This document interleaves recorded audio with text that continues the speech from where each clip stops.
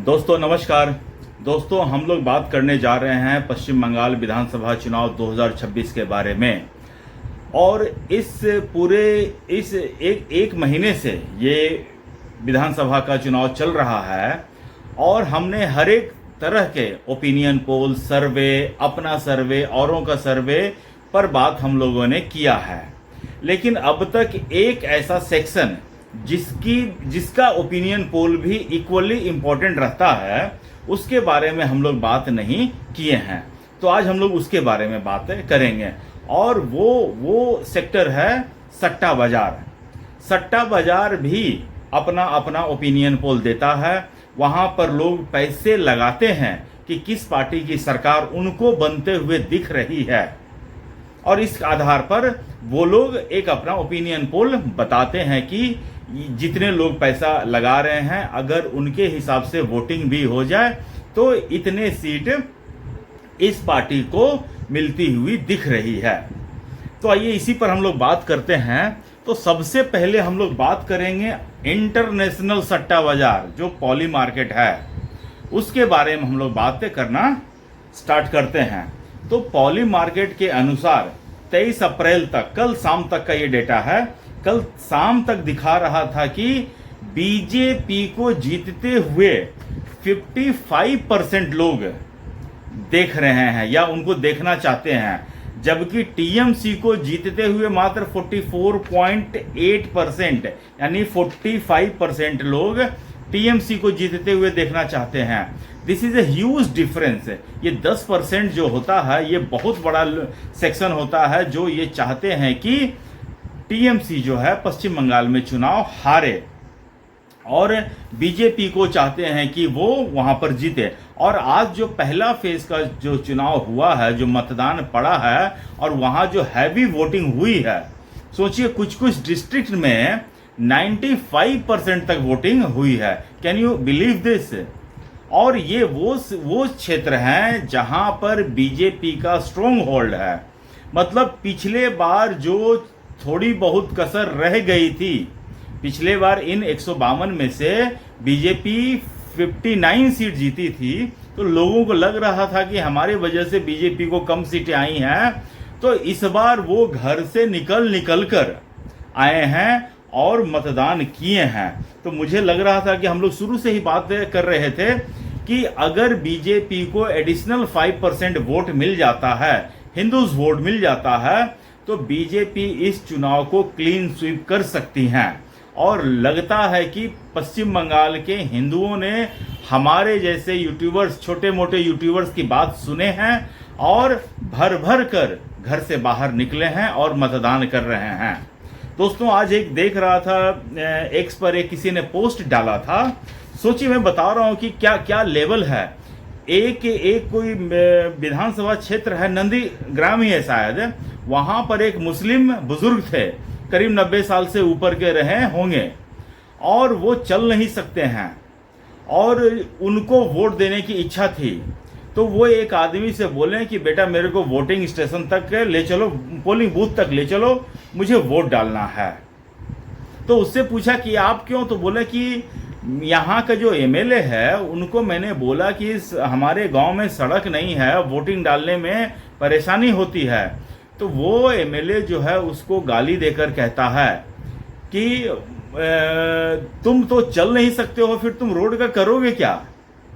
तो उस आदमी ने कहा कि मेरे मन में उस विधायक के प्रति जबरदस्त नफरत है, घृणा है, मैं उसके अगेंस्ट में वोट डालना चाहता हूं, मैं बीजेपी को वोट डालना चाहता हूं।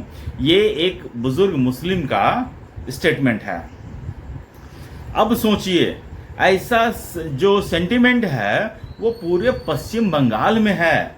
ममता बनर्जी जो कॉन्फिडेंस के साथ घूम रही है ना कि हमारी गिनती तो 170 सीटें से स्टार्ट ही होती है।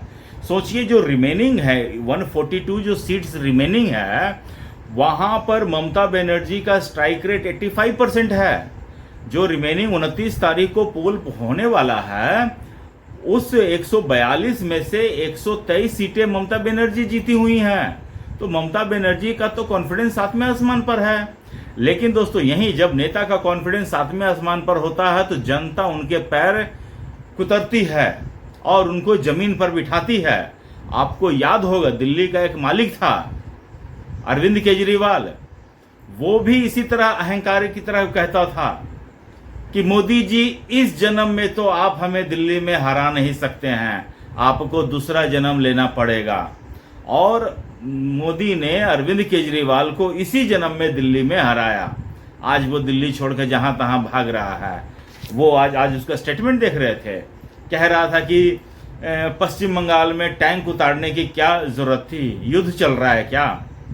दोस्तों, पश्चिम बंगाल का छोटा भी चुनाव होता था, मुझे याद है कि जीता हुआ विधायक को घर में फांसी लगा के मार दिया गया था और कहा जाता था कि आत्महत्या की है। पश्चिम बंगाल के चुनाव में खुलेआम बम चलते थे, गोलियां चलती थी। और इस बार का चुनाव देखिए, एक दो घटनाएं हुई हैं, ऐसा मैं नहीं कर रहा हूं, तृणमूल के गुंडे जहां पर रहेंगे वहां पर हिंसा हो गई होगा, लेकिन खून नहीं बहा, गोली नहीं चला, बम नहीं फूटे। जितने भी टीएमसी के गुंडे जैसे लोग थे उन सबको एडवांस में आइडेंटिफाई करके सबको जेल में पहले ही डाला जा चुका है। और जितने भी जो छोटे मोटे विधायक हैं वो लोगों को कह रहे थे कि हम वीडियो से पता चला लेंगे कि कौन किसको वोट डाल रहा है। तो नेताजी, आपकी धमकी देने का समय खत्म हो गया है। अच्छा, फ्लो में कुछ ज़्यादा ही बोल जाते हैं। अब देखिए दोस्तों, फलौदी सट्टा बाजार है एक, ठीक है ना।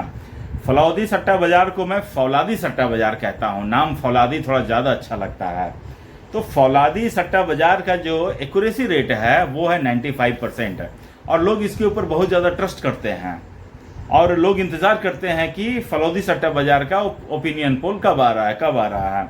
तो फलौदी सट्टा बाजार के ओपिनियन पोल के अनुसार बीजेपी को 170 सीटें मिल रही हैं और टीएमसी को 120 सीटें मिल रही हैं। दोस्तों, ये प्रेडिक्शन मैंने आज से 1 महीना पहले कर दिया था कि बीजेपी 170 प्लस जाएगी और टीएमसी जो है 120 के नीचे रहेगी। उसके बाद आ जाइए दिल्ली सट्टा बाजार। दिल्ली सट्टा बाजार कह रहे हैं कि बीजेपी 180 और तृणमूल 110 पे रहेगा। सेम लाइन सबका सेम है। उसके बाद आ जाइए दोस्तों, सब लोगों को लगेगा अरे फलौदी वाले को क्या पता है पश्चिम बंगाल में क्या होता है क्या नहीं होता है, दिल्ली सट्टा बाजार को क्या मतलब है कि पश्चिम बंगाल में चुनाव होता है, कैसे होता है, क्या होता है। उन लोगों को पश्चिम बंगाल की पॉलिटिक्स की समझ ही क्या है।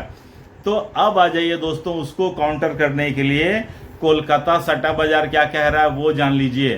कोलकाता सट्टा बाजार कह रहा है बीजेपी को 190 सीट मिलेगा और तृणमूल को 100 सीटें मिल रहा है। पड़ गई ठंडक, हो गई संतुष्टि।